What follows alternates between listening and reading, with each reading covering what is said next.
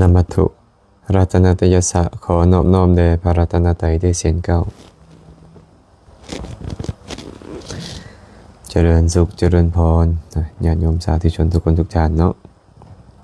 เมื่อนี้ก็วันที่8 เดือน 7 ปี 2026ยังพอมีเวลาเนาะจะได้มาพบกันสนทนาปราศัยธรรมะ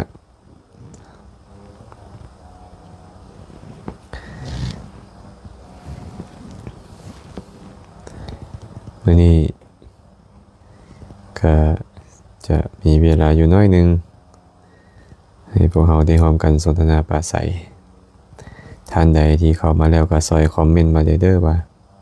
เสียงใส่ได้บ่สัญญาณได้บ่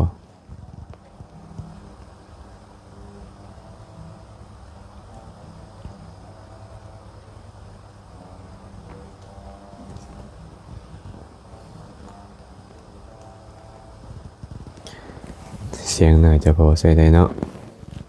เจริญพรไม่ออกเผื่อคูณญาติธรรมทางต่างประเทศเนาะนางดาวขายเครื่องออนไลน์สาธุเด้อ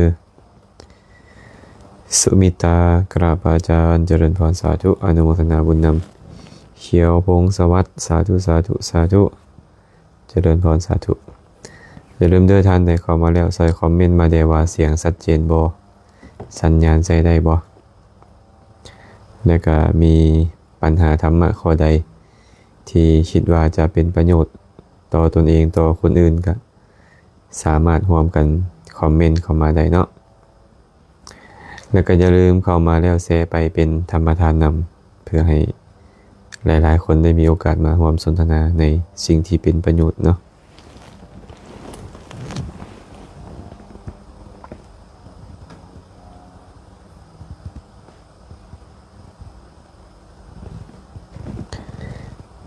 ทอนเพียสาขาเจริญพรเดอร์ไซยสิทธิ์แมนวงศามั่นวงศาเนาะสาธุกราบอาจารย์เจริญพรตาดำแสงวิไรสาธุสาธุเจริญพรเดอร์อนุโมทนาบุญนำเด้อญาติธรรมท่านใดเข้ามาแล้วก็ซอยคอมเมนต์มาเนาะว่าสัญญาณใช้ได้บ่แล้วก็อย่าลืมแชร์ไปเป็นธรรมทานนำให้หลายๆคนได้มีโอกาสมาร่วมกันสนทนาปราศัยมีคำถามอันใดก็คอมเมนต์เข้ามาร่วมกันสนทนาธรรมได้เด้อ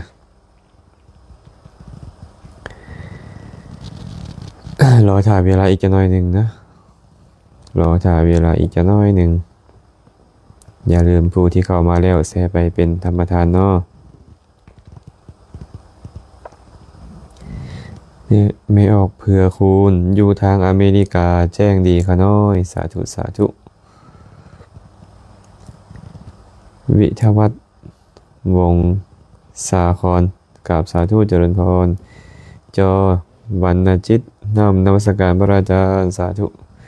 อุไรมุ่งงามน้อมกราบอนุโมทนาค่ะพันเดเสียงชัดเจนค่ะเจริญพรสาธุด้วยเนาะหัสดีศูนย์ดาราน้อมกราบสาธุสาธุเจริญพรเด้ออนุโมทนาบุญนำทุกคนทุกท่านท่านใดมีคำถามก็คอมเมนต์เข้ามาร่วมกันสนทนาได้ส่วนว่าท่านใดที่คิดว่ามันจะมีประโยชน์ก็แชร์ไปให้คนอื่นได้ร่วมสนทนาธรรมนำเนาะดวงจันทร์ดวงคำสาธุขอกราบพระคุณเจ้าพระเจ้าข้าที่วัดเกาะดอนตัดให้ฟังได้ชัดเจนอยู่นะคะกราบนมัสการพระเจ้าค่ะ เจริญพรด้วยสำนวนนี้เนาะโยมเมโนราคำจำปาสาธุเด้อบุญแพงสาธุน้อมนมัสการพระอาจารย์สาธุจันวิไรวุฒิชัยขันธ์รักษาหมายแก้วมณีสุภาพรสอนประดิษฐ์นางจันทขีอาสะนาวงศ์เจริญพรมุสุขสุคนเลยเอาละเนาะก็คงจะได้เวลาแล้วเนาะเดี๋ยวตอบคำถามแรกให้เพิ่นเลยก็แล้วกันเพิ่นมีคำถามถามเข้ามา นมัสการพระอาจารย์ข้าน้อยอยากรู้ว่าคนลาวแต่ถือศาสนาผีตั้งแต่เกิดจนฮอดมื้อตายแล้วลูกหลานเฮ็ดบุญหา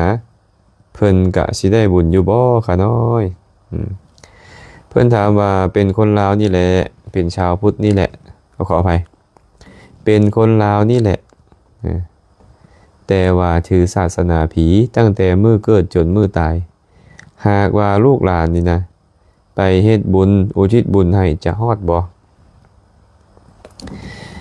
คำถามนี้ก็ต้องตอบแบบเดิมถามมาทุกครั้งก็ตอบแบบเดิมเนาะเรื่องการจะได้รับส่วนบุญหรือบ่ได้รับส่วนบุญอยู่ที่ฐานะของเขานำนะและก็เกี่ยวข้องกับเฮานำพระสัมมาสัมพุทธเจ้าตรัสไว้แบบนี้ว่าบุคคลใดเฮ็ดบาปเอาไว้ตายไปเกิดในนรกจะบ่ได้บริโภคส่วนบุญที่เฮาเฮ็ดให้ไปเกิดเป็นสัตว์เดรัจฉานก็จะบ่ได้บริโภคส่วนบุญที่เฮาเฮ็ดให้คือกันหากเขาไปเกิดเป็นมนุษย์หรือไปเกิดเป็นเทวดาก็จะบ่ได้บริโภคส่วนบุญที่พี่น้องเฮ็ดให้แต่ถ้าหากเขาเฮ็ดบาปบางประการเอาไว้ตายแล้วไปเกิดเป็นเปรตเปรตนั่นต้องอาศัยผลทานที่ญาติผู้เป็นมนุษย์เฮ็ดแล้วอุทิศให้เปรตนั่นแหละยอมได้อนุโมทนาในส่วนบุญที่เขาเฮ็ดและจะได้บริโภคผลของทานนั้นเพราะฉะนั้นเขาจะถือศาสนาใดเสื้อชาติวรรณะใดก็ตามหากเขาตายไปแล้วไปเข้าถึงกำเนิดเพศญาติผู้เป็นมนุษย์ให้ทานเฮ็ดบุญแล้วอุทิศไปให้เขาได้รับรู้ได้อนุโมทนาสาธุการของอันเป็นทิพย์ก็จะเกิดขึ้นแก่เขาจะได้บริโภคผลของทานนั้นการอุทิศส่วนบุญนั้นต้องประกอบด้วย3อย่างก่อน1ญาติผู้เป็นมนุษย์ได้เฮ็ดบุญ2ญาติผู้เป็นมนุษย์นั้นอุทิศส่วนบุญให้3พวกเพศอนุโมทนาสาธุการครบ3ประการนี้ได้บริโภคผลทานนั้นฉะนั้นเจ้าจะเกิดในประเทศใดเสื้อชาติใดศาสนาใดก็ตามเป็นคือกันหมดเลยเนาะเป็นคือกันหมดเนาะฉะนั้นเนาะก็บ่ต้องกังวลดอกว่าเพิ่นสิได้รับหรือบ่ได้รับเจ้าเฮ็ดบุญแล้วเจ้าอุทิศให้เพิ่นอย่างเดียวหากเพิ่นอยู่ในฐานะที่เพิ่นสามารถรับรู้และอนุโมทนาได้เพิ่นจะอนุโมทนาเองหน้าที่ของเขาคือเฮ็ดบุญและอุทิศถามว่าหากเขาเฮ็ดบุญและอุทิศให้เพิ่นบ่ได้รับบุญเป็นของไผบุญก็เป็นของเฮาเองคือเก่าเนาะหน้าที่ของเฮาก็คือเฮ็ดบุญนั่นแหละบุญเป็นของเฮามีสุขก่อนแล้วส่งผลให้เฮาเป็นสุขเขาจะได้รับหรือบ่ได้รับมันอยู่ที่ฐานะของเฮาบ่ได้อยู่ที่เฮาอย่างเดียวมันอยู่ที่ฐานะของเขาพร้อมเนาะต่อให้ไปนี่เด้อ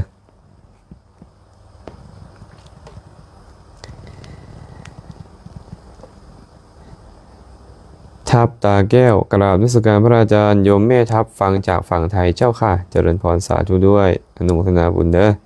แปะสาครพรหมจันทร์น้อมกราบสาธุเจริญพรห้านอาหารมวลใจ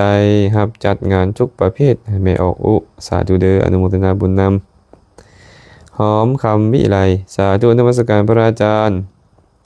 ข้าน้อยน้อมใจฟังธรรมจากพระอาจารย์ฟังจากหลักสาวเสียงชัดเจนดีข้าน้อยเจริญพรสาธุอนุโมทนาบุญนำเด้อญาติธรรมทางหลักสาวเมื่อกี้เห็นแวบๆเนาะพอเสียงคำตาบ่อนุโมทนาบุญนำแม่ดำมะนีคำน้อมนมัสการพระอาจารย์อยู่ทางหินบูนเสียงดังฟังชัดดีข้าน้อยสาธุสาธุวิไลครจันทะลังสีน้อมนมัสการพระอาจารย์สาธุเด้อญาติธรรมทางเมืองปากลายบุตรพัจิกากราบนมัสการท่านพระอาจารย์ผู้มีอุปการะคุณเจริญพรอนุโมทนาบุญนำเด้อนามชิปเพ่งดอนเดชขอน้อมกราบพระอาจารย์สาธุสาธุฟังจากบ้านดอนเดชเมืองโค้งแข่งจำปาสักสาธุอนุโมทนานำญาติธรรมดอนเดชทุกคนทุกท่านเลยนะขอให้มีความสุขความเจริญเด้อ ผู้ใดมีคำถามอันใดก็อย่าลืมนะคอมเมนต์เข้ามาได้และเข้ามาแล้วก็แชร์ต่อให้เป็นธรรมทานนำเด้อมานีวอนไซยะพรขอน้อมนมัสการพระอาจารย์พระพุทธาด้วงมูลน้อมกราบอนุโมทนาในคำสอนครับสาธุสาธุสีสมุทรแก้วอรุณชัยสาธุขน้อยนมัสการพระอาจารย์แซมเป็นธรรมทานแล้วเด้อขน้อยสาธุเด้ออนุโมทนาบุญนำนะมาเอาคำถามจะหน่อยหนึ่งเป็นคำถามภาษาไทยนิยมคนไทยเพิ่นถามมาเนาะกราบเรียนถามถ้าพระกำลังให้พรแปลแล้วเรากล่าวไปตามด้วยบางคนว่าไม่ควรสวดตามพระเพราะตอนนั้นควรรับพรอาจารย์มีความเห็นว่าอย่างไรคะเราสามารถสวดตามตอนพระให้พรได้หรือไม่คะหากว่าพระให้พรอยู่เราเป็นโยมเราควรสวดตามพระไหมบางคนบอกว่าเวลาพระให้พรต้องรับพรก็ขอชี้แจงอย่างนี้ก่อนเนาะคำว่าให้พรเนี่ยเราต้องทำความเข้าใจเรื่องให้พรนี้ก่อนว่าให้พรคืออะไรนะคำว่าให้พรถ้าหากเป็นในภาษาธรรมะท่านจะบอกว่าอนุโมทนาคาถาอย่างเช่นท่านกล่าวยะถาวาริวหาปุราปาริปุเรนติสาคารังเป็นต้นเนี่ยก็เป็นการกล่าวธรรมะโดยเป็นการอนุโมทนายังใจของผู้ให้ทานให้แช่มชื่นด้วยกุศลธรรมที่ตนเองได้ทำไว้นะเป็นการแสดงธรรมโดยอนุโมทนาถ้าหากว่าในขณะนั้นเรากล่าวไปกับท่านด้วยและเราใส่ใจว่าเราจะให้ธรรมทานด้วยเราก็ได้บุญข้อให้ธรรมทานแต่ถ้าหากว่าเราน้อมใจฟังพิจารณาตามเราก็จะได้บุญข้อฟังธรรมนะก็แล้วแต่ว่าเราจะเอาบุญข้อไหนไม่ใช่ว่าสวดตามพระไม่ได้ไม่ใช่อย่างนั้นแล้วก็ไม่ใช่ว่าต้องฟังอย่างเดียวก็ไม่ใช่อีกแล้วแต่เราใส่ใจยังไงก็เป็นบุญอย่างนั้นไปอันนี้ไม่ผิดอะไรนะไม่ผิดอะไร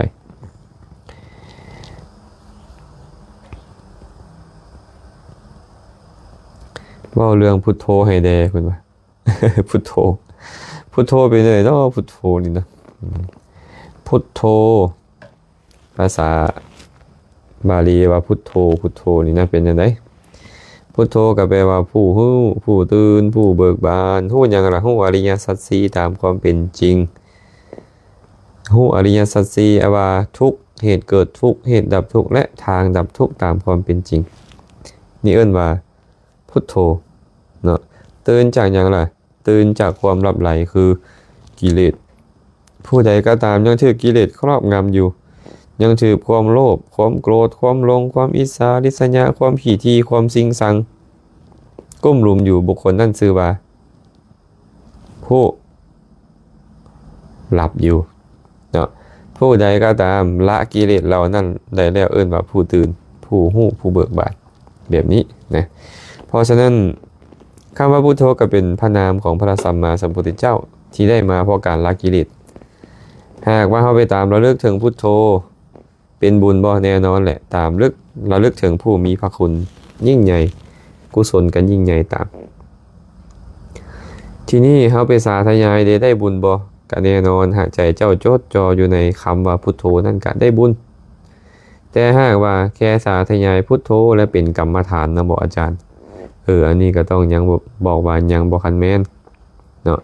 หากตามระลึกถึงคุณของคำว่าพุทโธคุณของพระพุทธเจ้าเป็นกรรมฐานได้บอกอาจารย์ก็บอกว่าเป็นกรรมฐานข้อพุทธานุสติแต่ถ้าหากเบิ่งลมหายใจเข้าออกและบริกรรมพุทโธตามลมหายใจเข้าออก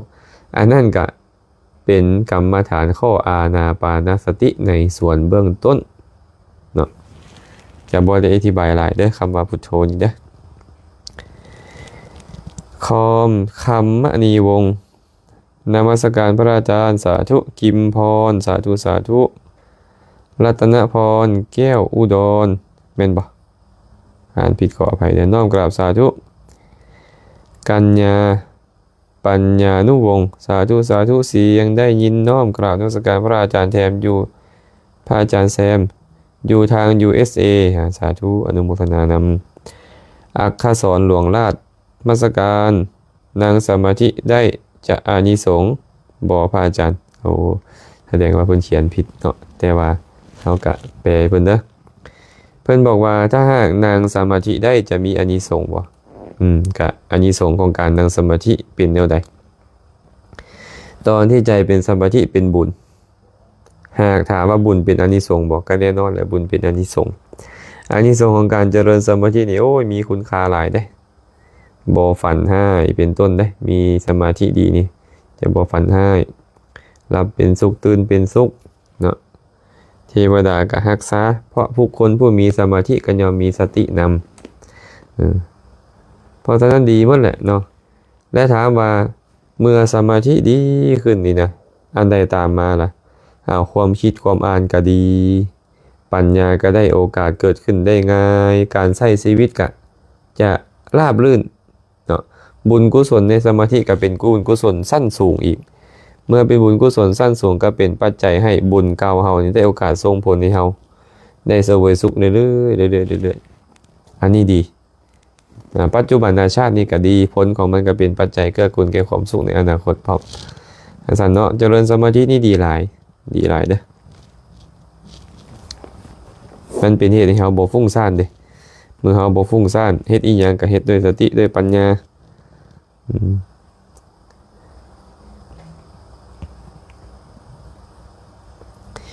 แก้วสวรรค์เคยเฮียนพุทโธชีวิตเปลี่ยนไปพบลมหายใจต้องไปฟังคืนเด้อว่าพุทโธมีความหมายว่าแนวใดควรใส่ใจแนวใดนะแก้วมณีพรจันทวงศ์น้อมกราบนมัสการพระอาจารย์สาธุเนาะญาติธรรมทางท่าแขกคำดีวงดาราน้อมนมัสการพระอาจารย์สาธุเจริญพรอนุโมทนาบุญนำเด้อเมคำดีญาติธรรมเมืองปากลายมานีแสงหอมสมบัติน้อมนมัสการพระอาจารย์ข้าน้อยอยู่อัตตปือเสียงสัตว์แจ้งดีสาธุมาต่ออีกคำถามหนึ่งเนาะ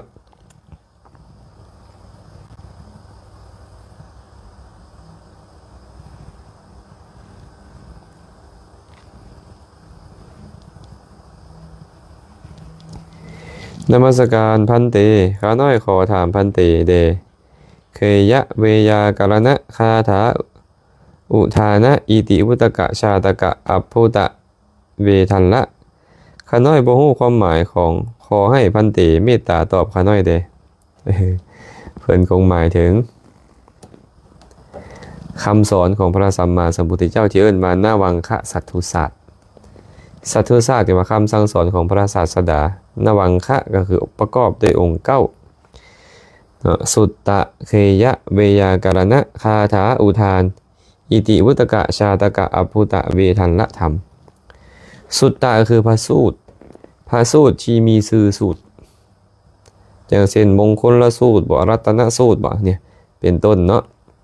พระสูตรที่มีชื่อสูตรเหล่านี้เนี่ยเอิ้นว่าสุตตะเคยะบ่เนี่ยเคยะก็คือสิ่งที่ถูกขับออกมาเป็นพระสูตรที่มีคาถาเพิ่นพระสูตรที่มีคาถาประเภทคาถาเนาะเวยากรณะเวยากรณ์อันนี้ก็เป็นพระสูตรที่บ่มีคาถาเป็นพระสูตรที่ยาวที่บ่มีคาถาคาถาคือเป็นคำสอนที่เป็นภาคของคาถาอย่างเช่นธรรมบทเนาะอย่างสี่เป็นต้นนี้นะสุตตะนิบาตอย่างต่างๆเนาะนี่เอิ้นว่าคาถาหรือว่าเทระคาถาเทรีคาถาต่างๆเป็นว่าคาถาอุทานแปลว่าสิ่งที่ถูกเปล่งออกมาจากปิติโสมนัสของพระพุทธเจ้าเวลาพระพุทธเจ้าฮู้เรื่องราวในอดีตก็ตามปัจจุบันก็ตามเห็นสิ่งใดสิ่งหนึ่งก็ตามเกิดความปลื้มปิติโสมนัสก็เปล่งคำเว้าออกมาก็จะเป็นสิ่งที่ถูกเปล่งออกว่าเอิ้นว่าอุทานนะเอิ้นว่าอุทานเด้อชาอิติวุตกะก็คือพระสูตรที่มีคำว่าวุตตังเหตัง ข้าพระเจ้าได้สดับมาแล้วแบบนี้พระผู้มีพระภาคเจ้าพระองค์นั้นตรัสไว้แล้วแบบนี้อย่างซี่เป็นต้นนี่นะในคัมภีร์อิติวุตกะเลยตัวเนี้ยก็เป็นพระสูตรส่วนหลายก็เป็นสูตรมีเนื้อความและมีคาถานำแต่ว่ามีคำเว้านี่ขึ้นต้นวุตตังเหตังพวกนี้แหละเนาะชาตกะก็คือชาดกหมายถึงการเล่าเรื่องถึงชาติอดีตจะเป็นชาติอดีตของพระพุทธเจ้าก็ตามจะเป็นชาติอดีตของพระสงฆ์สาวกก็ตามของบุคคลที่เกี่ยวข้องกับพระองค์ในขณะนั้นที่พระองค์ปรารภแล้วแสดงธรรมให้ฟังเอิ้นว่าชาดกอัปภูตะแปลว่าความอัศจรรย์เนาะอย่างเช่นว่าภิกขุทั้งหลายเรื่องน่าอัศจรรย์บ่เคยมีอยู่ในพระอานนท์นี้จังซี่เป็นต้นสิ่งที่น่าอัศจรรย์นั่นแหละพระสูตรที่เว้าเรื่องของความน่าอัศจรรย์เอิ้นว่าอัปภูตะเวทัลละเด้ล่ะเวทัลละคือพระสูตรที่มีการถามและมีการตอบเมื่อมีการถามตอบแล้วเฮ็ดให้จิตใจของผู้ฟังชื่นชมยินดีแล้วถามยิ่งขึ้นไปนี่เอิ้นว่าเวทัลละเวทัลละก็บางว่าจะเข้าใจเนาะบางว่าจะเข้าใจ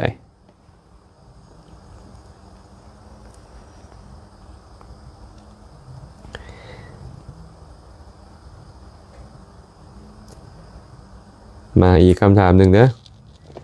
ขอกราบถามครูบาพระศรีอริยเมตไตรจะมาเกิดในพุทธันดรนี้ได้พยากรณ์แล้วหรือยังว่าผู้ใดเพราะพระหลายหมื่นองค์ปรารถนาเป็นความจริงแล้วจะมีเป็นล้านองค์ปรารถนาเป็นหรือบ่ก็ตามแต่พระศรีอริยเมตไตรนี่นะต้องสร้างสมบารมีมา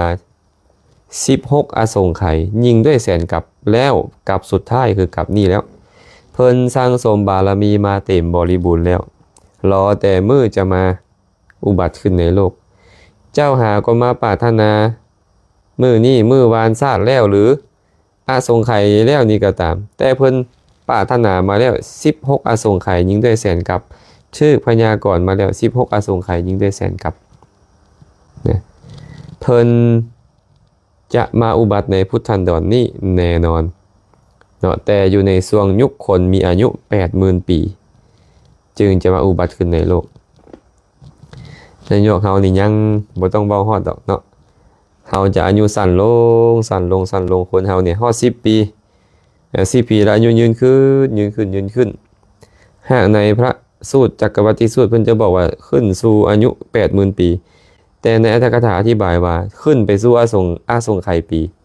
แล้วจึงลดลงมาอีกฮอดช่วงอายุคน 80,000 ปีพระศรีอานจึงจะมาอุบัติขึ้นในโลกนะการสร้างสมบารมีของพระโพธิสัตว์เนี่ยมีอยู่3แบบปัญญาธิกะศรัทธาธิกะและวิริยาธิกะปัญญาธิกะนี่นะผู้ที่สร้างสมบารมีและเอาปัญญาออกหน้าเอาปัญญานำหน้าใช้ปัญญาหลายในการสร้างสมบารมีจะสร้างสมบารมีอยู่4อสงไขยยิ่งด้วยแสนกับนับตั้งแต่ทึกพยากรณ์แล้วว่าจะได้เป็นพระพุทธเจ้า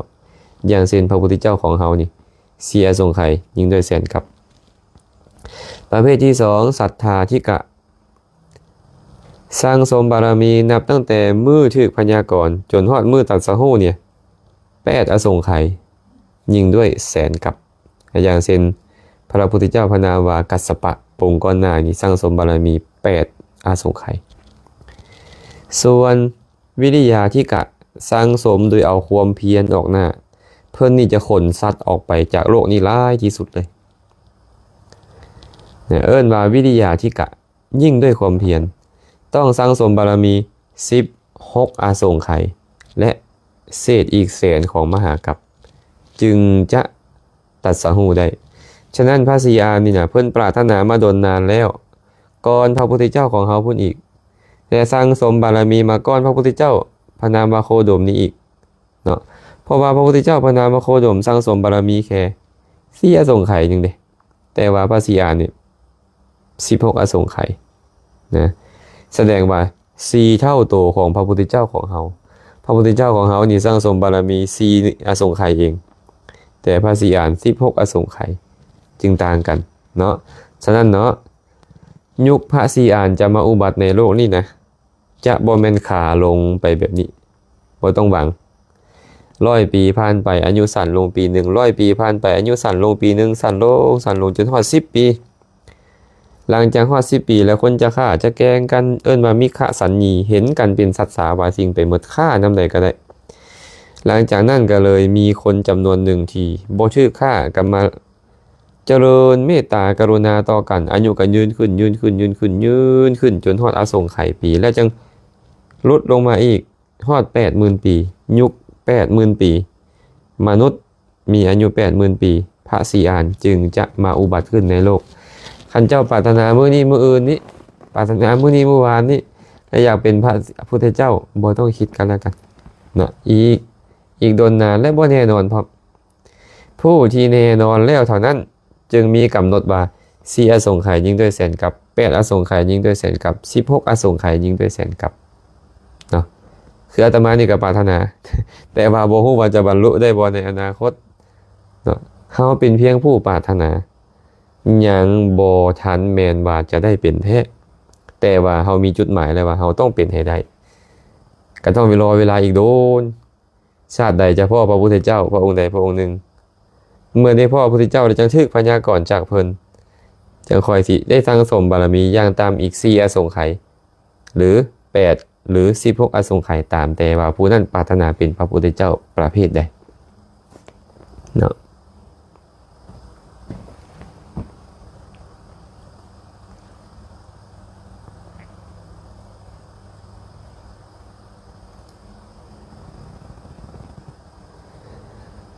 มาอีกคำถามหนึ่งเนาะ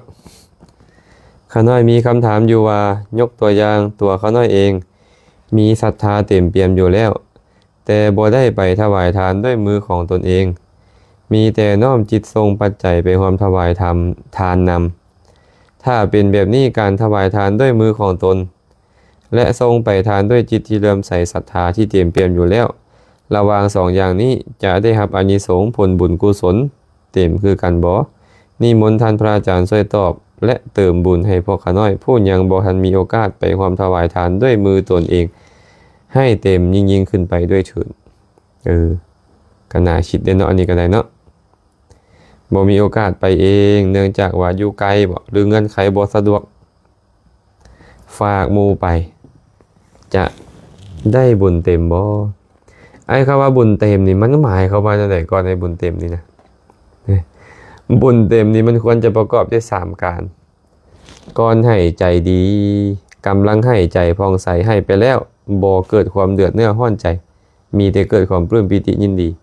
ขั้น3อย่างนี้มีอยู่เอิ้นว่าบุญเต็มนะแต่จะเต็มส่ำใดในอีกเรื่องนึงนะทีนี้มาเว้าเรื่องของการถวายด้วยมือของตนคำว่าถวายด้วยมือของตนหั่นนะหากว่าผู้รับอยู่ต่อหน้าเฮาและเฮามีเข้าของอยู่ในมือเฮาเลยเฮาควรใช้มือทั้งสองของเฮานี่นะยกขึ้นแล้วถวายแก่ผู้รับนั่นเลยนี่เอิ้นว่าให้ด้วยมือของตนแต่เฮาอยู่คนละที่เลยตอนนี้สมมุติโยมอยู่อเมริกาพระอยู่ประเทศลาวพี่ก็บ่มีโอกาสแล้วเนาะจะได้มาถวายด้วยมือของตนเองเนาะแต่วัตถุปัจจัยไสยธรรมของเฮาก็ยกใส่เก้าเท่าใส่หัวอยู่นี่เห็นบ่อธิษฐานขอถวายสิ่งนี้แก่พระเจ้าประสงค์เด้อแล้วก็ให้หมู่ไปก็ส่งเคราะห์เขาได้ว่าให้ด้วยมือตนเองบ่เป็นใส่ผู้นี้ให้ใส่ผู้นั้นให้แต่ว่าเงื่อนไขเฮาบ่เต็มบริบูรณ์ซื่อๆตอนนี้เนาะเงื่อนไขเฮาบ่เต็มบริบูรณ์ซื่อๆแต่ถ้าหากว่าครูบาอาจารย์ก็อยู่ต่อหน้าหั่นแหละตัวเองก็อยู่ใกล้ๆหั่นแหละแต่บ่คิดอยากจะใส่มือของตัวเองนี่จับเข้าของไปถวายด้วยตนเองเลยมีแต่ใส่ผู้นี้มีแต่ใส่ผู้นั้นแบบนี้ก็บ่เอิ้นว่าทานของสัตว์บุรุษเพิ่นก็ว่าเป็นทานของอาสัตว์บุรุษไปเนาะอาสัตว์เนาะเวลาเราจะให้ทานเราต้องนึกในใจแบบนี้เด้ออันนี้แนะนำมือของข้าพเจ้าทั้งสองนี่นะมันมีมาทุกชาติที่ข้าพเจ้ามีมือแต่ละชาติข้าพเจ้าก็ใส่ทุบคนนี่ตีคนนั่นใส่ฆ่าสัตว์สาวาสิ่งไถ่ยิบจับลักขโมยสิ่งของบ่แม่นธรรมดาแล้ว เอาละมือนี้ข้าพเจ้าจะใส่มือทั้งสองของข้าพเจ้านี้จับสิ่งของนี้มอบถวายแก่ปฏิฆาหกขอบุญนี้จงเป็นปัจจัยเกื้อกูลแก่พระนิพพานเถิดขอความว่าบกพร่องในการเจริญบารมีออกจากทุกข์ของข้าพเจ้าอย่าได้มีเลยความว่าบกพร่องอย่าได้มีในการเจริญบารมีของข้าพเจ้าให้ปรารภแบบนี้เลยมือของเฮานี่เฮาใส่จับสิ่งที่บ่เป็นประโยชน์มาหลายใส่เฮ็ดสิ่งที่บ่เป็นประโยชน์มาหลายมาทุกชาติก็มีมือมาทุกชาติก็มีมือแต่เฮ็ดสิ่งที่บ่เป็นประโยชน์ทั้งนั้นมาชาตินี้ข้าพเจ้ามีศรัทธาในศาสนาแล้วปฏิฆาหกผู้หับทานมีแล้วของทานก็มีอยู่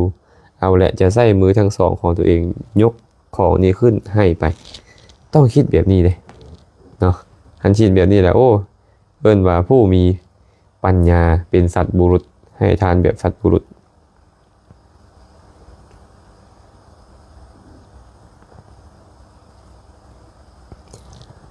อันนี้ก็ตอบคำถามให้ไปนี่เด้อตอบให้ไปนี่มีคนถามมาว่า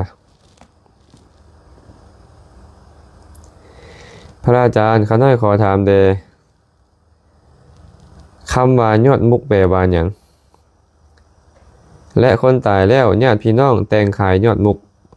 มีวัตถุทานมีปัจจัยทานและนิมนต์พระสูตรยอดมุกแต่ครูบาเพิ่นบ่สูตรเพิ่นว่าอายุบ่ฮอด60 ปีมันเป็นประเพณีทางนอกแต่พระบ่ยอมสูตรเป็นย้อนหยังคะน้อย สูตรยอดมุกยอดมุกอันนี้ก็แล้วแต่เฮาสิเอิ้นนะเฮาสิเอิ้นหยังก็ได้เนาะการสวดยอดมุกก็คือการสวดปัฏฐานสวดอภิธรรมปัฏฐานเนาะโดยเฉพาะแล้วบ้านเฮานี่มักสวดก็คือสูตรเรื่องของปัจจัยนิเทศเหตุปัจจโยอารามณปัจจโยอธิปติปัจจโยอนันตระปัจจโยเป็นต้นนี่นะเหตุสัมปยุตตกานั่งธรรมานังเป็นต้นอันนี้เอิ้นว่าสูตรอภิธรรมเนาะสูตรอภิธรรมแบบปัฏฐานถามว่าต้องมีโครงมีใครอย่างบ่ต้องมีดอกนะบ่ต้องมีอีหยังแต่ว่าครูบาอาจารย์ผู้เพิ่นอยากได้โครงอยากได้คายเพิ่นก็แต่งคำเว้าขึ้นมาเอาให้ใส่คายตอนนี้ใส่คายตอนนั้นแต่ถามว่าดีบ่ล่ะก็ดีหั่นแหละคันเจ้าได้บูชาธรรมด้วยเงินด้วยทองบูชาธรรมด้วยวัตถุเข้าของน้ำอบน้ำหอมเป็นต้นก็ดีหมดนั่นแหละแต่การที่เราจะเอาเงินนั้นไปถวายแก่พระเพิ่นโดยตรงนะก็บ่สมควรแก่เพิ่นซื่อๆใจเจ้าอยากเฮ็ดนี่ได้บุญบ่ได้บุญบูชาธรรมนี่นะเอาอีหยังบูชาก็ได้หมดได้บุญหมดนั่นแหละเนาะแต่ถามว่าพวกเขาได้บ่มีเงินเด้อาจารย์มีข้าวตอกดอกไม้ของหอมบูชาได้บ่ได้ถามว่าอาจารย์ครูบาอาจารย์อายุฮอด60 ปีเพิ่นบ่จังสูตรได้บ่เกี่ยวไอ้จั่วน้อยบวชมื้อวานนี่คันสวดได้ก็สวดบ่เป็นหยังเนาะบ่เป็นหยังดอกอาจารย์ต้องสวดแต่งานศพบ่อภิธรรมหรือยอดมุกนี่บ่เกี่ยวดอกสวดอยู่ไสก็ได้เวลาใดก็ได้วัดป่านาคามนี่ก็สวดตลอดครูบาอาจารย์ก็พัดเปลี่ยนหมุนเวียนกันสวดเนาะเพราะเป็นคำสอนของพระสัมมาสัมพุทธเจ้าเป็นคำสอนสั้นลึกซึ้งนำแฝงด้วยอัตด้วยธรรมด้วยสภาวะคนธรรมดาก็เข้าใจยากแต่ถ้าหากแปลให้กันเข้าใจก็ดีได้อาตมาว่าแต่ว่าแปลไปก็คือเก่าถ้าหากว่าคนที่มาฟังนั่นบ่มีพื้นฐานเข้าใจปรมัตถธรรมก็เข้าใจยาก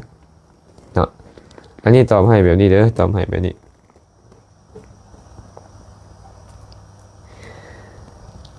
แก้วมณีสอนจันทีราชนอกนมัสการข้าน้อยขอคำกระจ่างแจ้งเป็นหยังยังมีหลายหมู่บ้านคนตายที่ทึกวันศีลดับบางบ้านเพิ่นก็ให้ตั้งไว้กายได้และบางบ้านบ่เด็ดขาดต้องได้เอาไปปาบ่ให้กายเหตุผลย่านเกิดเหตุลางอาเพศขึ้นกับบ้านเมืองย้อนอย่างขาน้อยละข้องใจยอมน้อมสาธุความคิดความอ่านของแต่ละคนนี่นะมันบ่คือกันความคิดความอ่านของคนที่เข้าใจแบบนี้เขาก็จะคิดแบบนี้ความคิดความอ่านของบุคคลที่เข้าใจอีกแบบนึงเขาก็จะคิดอีกแบบนึงแ แต่ว่าเฮาคนพุทธเฮาก็ต้องคิดแบบพุทธนะคิดแบบใดล่ะคนพุทธพุทธแปลว่าผู้ตื่นผู้ฮู้ผู้เบิกบานเนาะพระพุทธเจ้าสอนไว้บ่ล่ะตายแล้วห้ามเอาไปไว้บ้านห้ามเอาไปพานบ้านห้ามเก็บไว้จากมือจากเวรบ่มีห้ามบ่มีอนุญาตอีหยังตายแล้วทิ่มมือนั่นก็ได้ตายแล้วจงไว้ลายมือก็ได้แล้วแต่เจ้าบ่มีห้ามไว้โดยประการทั้งปวงเนาะมันเกิดอาเพศขึ้นบ่อาจารย์หากเอาคนไว้กายมือกายเวรเนี่ยบ่มีหยังดอกแต่ว่าความคิดของคนที่เขาเจ้าถือผีที่เขาเจ้าถือพราหมณ์มีความเข้าใจแบบผีแบบพราหมณ์มันฝังในใจเขาเจ้าก็เลยคิดฝึกสังเกตว่าเวลามีคนนี่ตายแล้วเก็บไว้แล้วมีผู้นั้นมาตายเติมบอกจังซี่เป็นต้นนี่นะเขาก็เลยฝังใจว่าแบบนี้ถ้ามีการเอาย่ายมือย่ายเว้นคลานมือฟานเว้นจะเป็นเหตุให้ข้ามเดือนข้ามปีจะเป็นเหตุให้ผู้อื่นนี่ตายนำได้ที่จริงแล้วบ่เกี่ยวฮอดยามตายรถคนเนี่ยฮอดยามตายก็ตายบ่สนมือบ่สนเว้นบ่สนว่าผู้ใดสิตายก่อนข่อยสิตายหลังข่อยฮอดมือมามันตายรถมันบ่เกี่ยวกับการเอาศพไปบ้านเอาศพไปป่าเอาศพไปกายมือหรือบ่กายมือบ่เกี่ยวไปเบิ่งครูบาอาจารย์นั่นเด้อยู่วัดนั่นน่ะเขาเอาไว้เป็นเดือนเป็นปีพุ่นบางคนน่ะบางคนก็3ปีก็ยังบ่เผาปานนี้แต่ก็บ่ได้เห็นสิเกี่ยวนี่ว่าสิมีผู้ตายตามอีหยังเลยมันก็บ่เกี่ยวดอกแต่ว่าความเข้าใจแบบผีเขาคิดแบบนั้นเขาก็คิดแบบของเขาเนาะเมื่อเขาคิดแบบของเขามันก็จะเป็นแบบของเขาหั่นแหละแล้วคนพุทธเฮาเด้สิเอาตามผีตามพราหมณ์บ่ล่ะก็แล้วแต่อันนี้ก็แล้วแต่ผู้ที่ปฏิบัติตามเนาะก็คือว่านั่นแหละคนมีความเข้าใจไปได้เขาก็คิดแบบนั้นซื่อๆดอก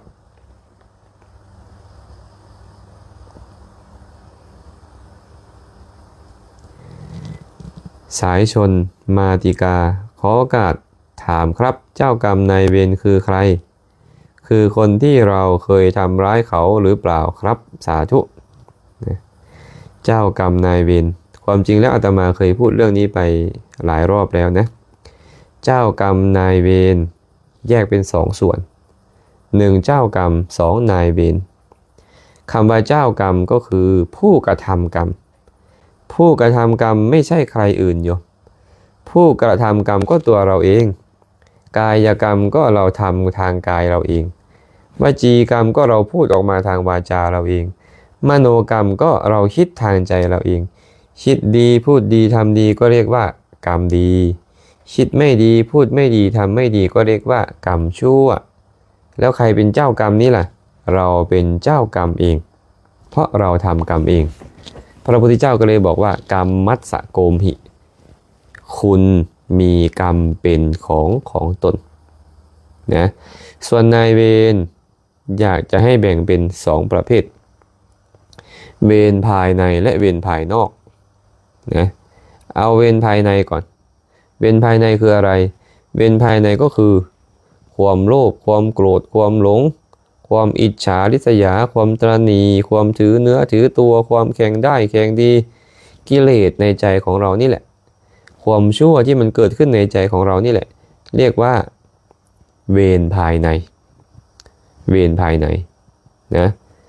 เวรภายในนี่มันก็จะตามส่งผลให้เราต้องประสบทุกข์เข้าถึงอบายทุกขติวินิบาตนรกบ้างเกิดในภพชาติกันดารก็ได้รับทุกข์แสนสาหัสอีกด้วยทีนี้เวรภายนอกทีนี้ใครคือเวรภายนอกล่ะบุคคลเวรคือบุคคลใดบุคคลหนึ่งที่เกลียดเราไม่ชอบเราพยาบาทมาตร้ายเราผู้โกรธเราบุคคลนั้นชื่อว่าเป็นบุคคลเวรของเรานะเป็นบุคคลเวรของเราบางคนเนี่ยเราไม่เคยทำร้ายเขาหรอกแต่เขาก็เกลียดเราพยาบาทอาฆาตเราเขาก็ชื่อว่าเป็นบุคคลเวรกับเรา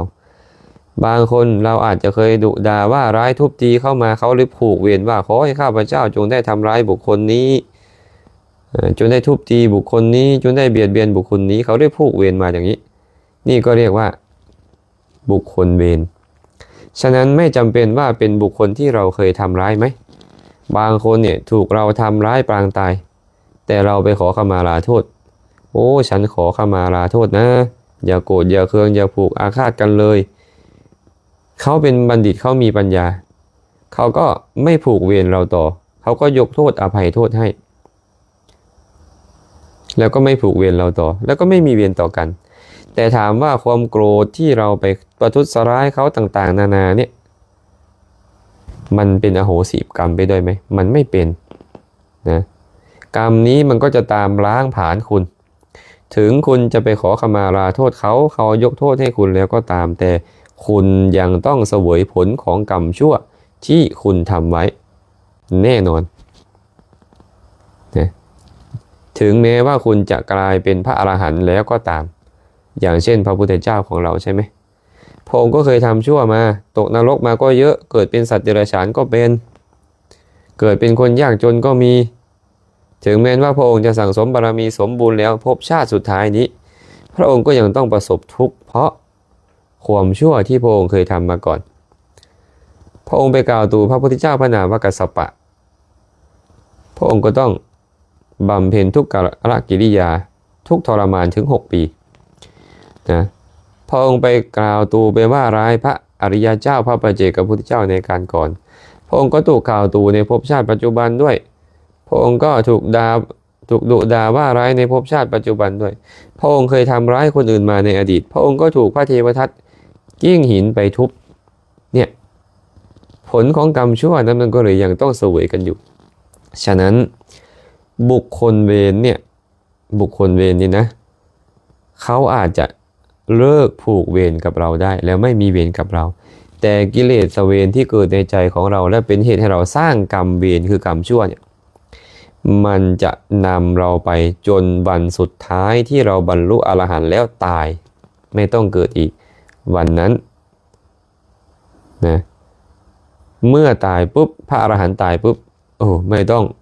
รับผลของกรรมเวรที่เราทำแล้วแต่ตราบใดก็ตามที่คุณยังมีความสืบต่อของขันธสันดานมีการเวียนตายเวียนเกิดอยู่คุณทำกรรมอะไรไว้คุณต้องได้รับผลมันแน่นอนนะฉะนั้นเนาะเจ้ากรรมก็คือตัวเราเองนายเวรส่วนหนึ่งคือเวรภายในคือกิเลสคือกรรมชั่วที่มันเกิดในใจของเรานี่แหละเป็นนายเวรของเราเองส่วนบุคคลเวรอาจจะเป็นคนใดคนหนึ่งที่ไม่ชอบใจเรานะที่เกลียดชังเรา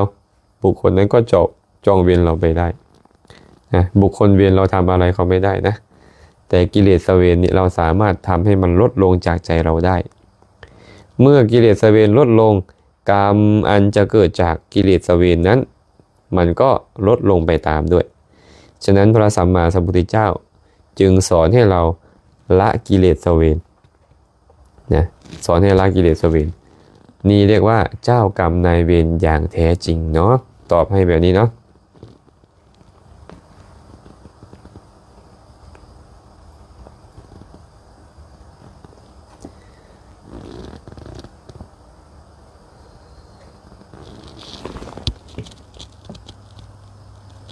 ก้องนภาจันดีน้อมนมัสการ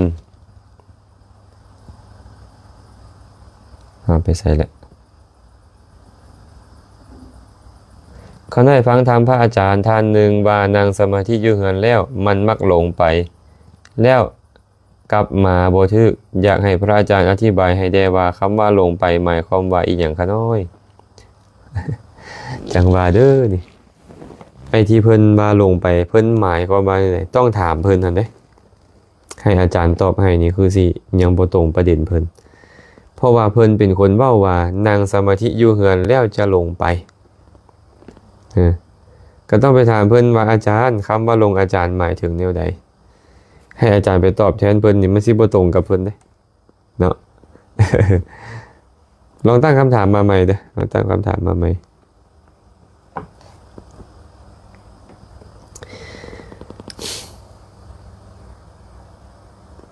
ยังมีคำถามอื่นบ่เนาะรู้สึกว่ากระเพาะขึ้นอีกแล้วมื้อนี้